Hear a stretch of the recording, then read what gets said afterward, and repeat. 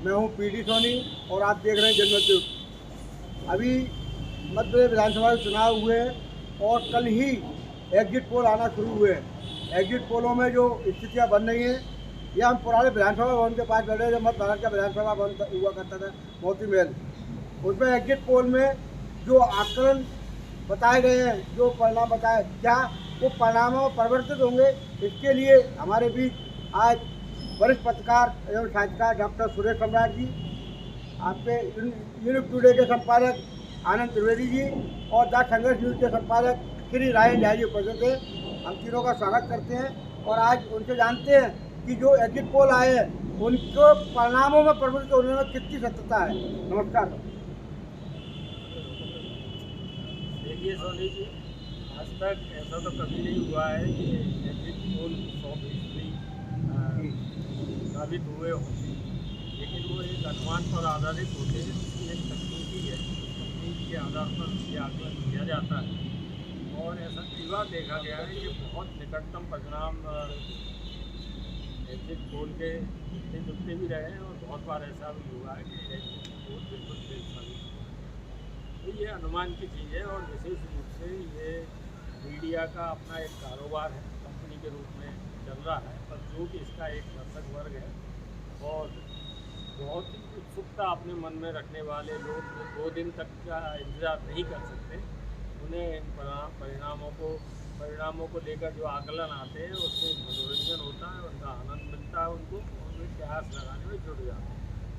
बहरहाल इस बार का जो एग्जिट पोल मध्य प्रदेश को लेकर किया गया है उसमें सभी ये बता रहे हैं कि दोनों दलों में, भाजपा और कांग्रेस में बहुत बड़ा संघर्ष है और ये सभी जानते हैं संघर्ष की स्थिति तो है। एकदम कोई ऐसा भविष्यवाणी करने वाला नहीं है जो ये दावा कर रहा हो कि सरकार पार्टी ही बनेगी या सरकार कांग्रेस की। इतना ज़बरदस्त संघर्ष है, फिर भी मतदाता का जो मन है और जो इस समय मशीनों में छुपा हुआ है वो 3 तारीख को उजागर होगा और सही स्थिति कभी पता लगेगी कि उन्होंने कितनी सीटें। कल एग्जिट पोल को लेकर के एक वीडियो वायरल हुआ है वरिष्ठ पत्रकारों का, सब्यसाई वगैरह जो चीज़ लोगों का, कि उसमें जो बताया गया है कि क्या ये सुनिश्चित तरीके से बताए जाते हैं। नहीं, ऐसी बात नहीं। देखिए, मैं बता रहा हूँ ना, मैंने आपसे एक बात की, कितना भी वरिष्ठ संपादक हो, कितना भी वरिष्ठ मीडिया मैन हो, चुनाव परिणाम को लेके 100% भविष्यवाणी नहीं की जा सकती, ये बिल्कुल संभव ही नहीं है। लेकिन जहाँ एक तरफा है और बहुत सी जगह ऐसा होता है जहाँ बाकी प्रत्याशी अपना मैदान छोड़ जाते हैं, वहाँ भी अनुमान लगाने में दिक्कत जाती है। तो ये मैंने बताया ना कि एग्जिट पोल की एक तकनीक है, तकनीक के आधार पर ये अपने लोग भेजते हैं और लोगों से बात करते हैं और बहुत सी जानकारियाँ लेकर फिर वो अपना गुणा भाग लगाकर ये अनुमान निकालते हैं। अनुमान सही भी हो सकते हैं, कई बार हुए भी हैं, और अनुमान सही नहीं भी हो सकते हैं। कुल मिलाकर बात यही है कि जो मतगणना के बाद जो परिणाम आएंगे वही परिणाम होंगे। और मैं यूनिक टुडे के संपादक आदरणीय आनंद त्रिवेदी जी चाहूँगा कि वो आप बताएं कि जो एग्जिट पोल हुए हैं और जो सरकार एग्जिट पोल जो बता रहे हैं कि 2 राज्यों में कांग्रेस की सरकार होगी, 2 में बीजेपी की होगी, लेकिन ये परिवर्तित परिणाम कितने होंगे इसके तो। देखिए, मेरा व्यक्तिगत मत ये है कि जो एग्जिट पोल आए हैं उन्होंने अपने हिसाब से सर्वे करवाया होगा, उनकी रिपोर्टरों ने जो ग्राउंड पर जाके उन्होंने किया होगा उस हिसाब से उनका आकलन है।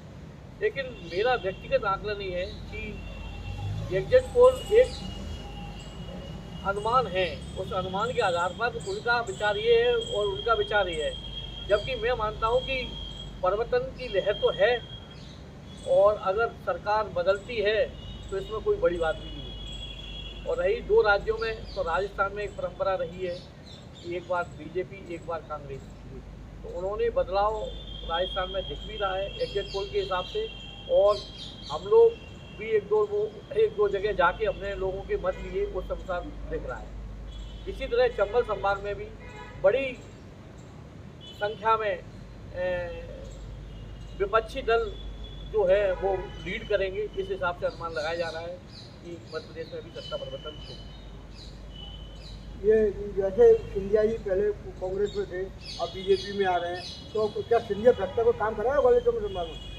देखिए, श्रीमंत सिंधिया जी एक बहुत बड़ा चेहरा है और वो जहाँ जहाँ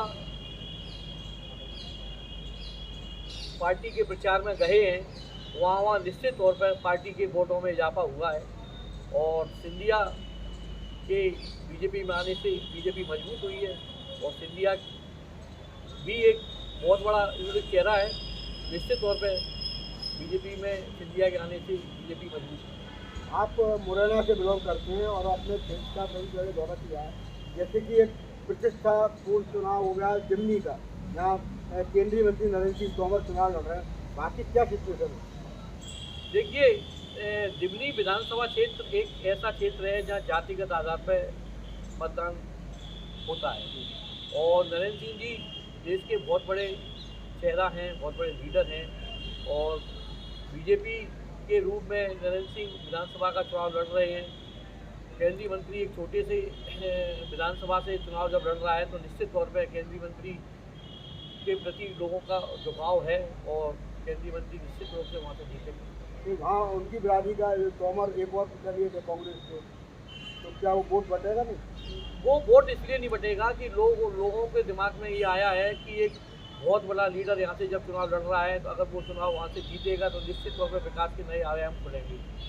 तो नरेंद्र सिंह संभवतः वहाँ से जीत हासिल करेंगे, ऐसा मेरा जैसा कि बसपा का एक जो बताते हैं अपन, बसपा का वोट एक बना हुआ वोट है, एक पोटली बांधी जाती है बसपा के वोट को, तो बाकी जो बलवीर सिंह धंधोत के चुनाव लड़ रहे हैं बसपा से, तो क्या उसका फायदा उनको मिलेगा?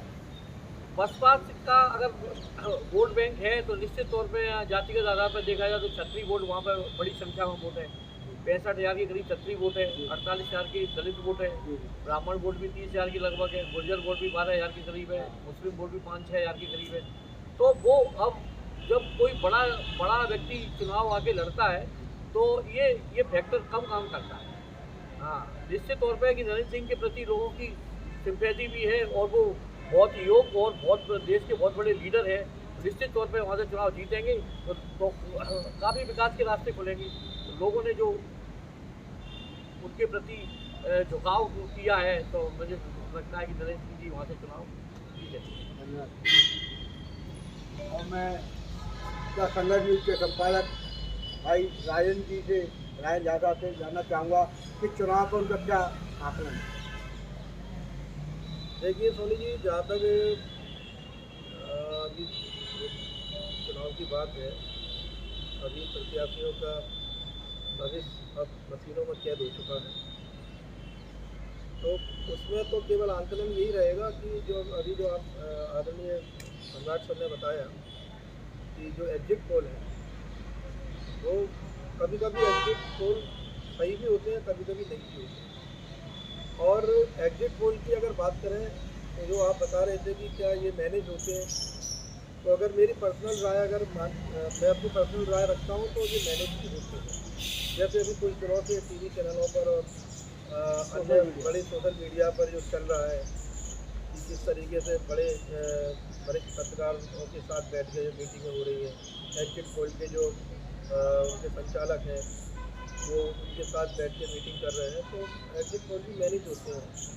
क्योंकि आप देखिए बिहार में जब पूर्व में जब चुनाव हुए थे तो उसमें एक बड़े एग्जिट पोल का दावा किया था एक बड़े चैनल ने, मैं नाम किसी का नहीं लूँगा, तो उस समय आप देखिए उन्होंने बीजेपी का बताया था कि 180 से ऊपर सीटें, 160 के आसपास सीटें जाएंगी, जबकि वहाँ पर उल्टा हुआ। इसी तरीके से राजस्थान में भी एग्जिट पोल ने बताया था बीजेपी की जीत होगी, लेकिन उस समय कांग्रेस ने भी सरकार बदली। तो इस तरीके से एग्जिट पोल पर आज के समय में तो मैं समझता हूँ कि आम जन का भरोसा उठता जा रहा है। लेकिन आज भी एक प्री वोटर एग्जिट पोल है, प्री वोटर एग्जिट पोल आज भी निष्पक्षता से अपना काम कर रहा है और जहाँ तक है कि वो उसके एग्जिट पोल जो आ रहे हैं वो जनता उसको सराहनीय है जनता के बीच में, और जनता उस पर भरोसा कर रही है। रही बात अपने मध्य प्रदेश के विधानसभा चुनाव तो हो चुके हैं, अब है केवल 3 दिसंबर को ये क्लियर हो जाएगा। एक दिन का फासला रह गया, एक दिन का फासला रह गया है, उसको क्लियर हो जाएगा कि बीजेपी सरकार बनाती है कि कांग्रेस सरकार बनाती है, दोनों ही पार्टियाँ अपने स्तर पर कम भर रही हैं। बीजेपी कह रही है 150 से 160 के आसपास हमारी सीटें आएंगी, कांग्रेस बोल रही है 200 सीटें आएंगी। तो ये सब कुछ 3 दिसंबर को तय हो जाएगा, ये सबके सामने आ जाएगा। मतलब दावे आ गए, जो दोनों के दावे अपने अपने वो 7 तारीख के सामने आ गए। देखिए, जो भी चुनाव लड़ता है वो कोई भी ये नहीं कहता है कि मैं चुनाव हार रहा हूँ। जी कोई भी नेता हो, राजनेता हो, वो सब यही बताते हैं कि मैं चुनाव जीत रहा हूँ। अभी आप देखिए कि उपनगर ग्वालियर उपनगर में कांग्रेस के सुनील शर्मा और बीजेपी से प्रद्युमन सिंह इस समय बड़े दमखम कर रहे हैं। प्रद्युमन सिंह का ये कहना है कि मैं जनसेवक हूँ, मैंने 5 साल सेवा की है, तो उसका सिला मुझे मिलेगा। सुनील शर्मा का कहना है कि मैंने जनता के बीच में रह के चुनाव लड़ा है, जनता मेरी भगवान है, तो मुझे आशीर्वाद मिलेगा। तो ये सब कुछ सब अपने अपने दावे प्रस्तुत कर रहे हैं, तो वो सबको अपना अधिकार है। बाकी 3 दिसंबर को क्लियर होगा कि मध्य प्रदेश में किसकी सरकार होगी, किसकी कुर्सी होगी। आप भी पत्रकारिता जगत से जुड़े हैं, अखबार काम करते हैं, सारी जगह घूमते हैं, क्या इनकम्बेंसी काम करेगी? जो 18 साल से बीजेपी की सरकार है यहाँ, और उसकी इनकम्बेंसी तो हुई एंटी कन्वेंसी। देखिए, बदलाव का तो दौर दिख रहा है, क्योंकि जो साइलेंट वोटर है उन्होंने साइलेंट वोट पर रहकर अपनी पूरी बात रखी है। केवल ये कहना है कि वोटरों का रुझान किस तरफ गया है ये तो अपन नहीं बता सकते, और उससे अपन टिप्पणी भी नहीं करेंगे। बाकी ये कि सरकार को बदलाव का दौर तो नज़र आ रहा है, इसमें तो कोई दो राय नहीं है। बाकी देखते हैं क्या है, क्या होगा।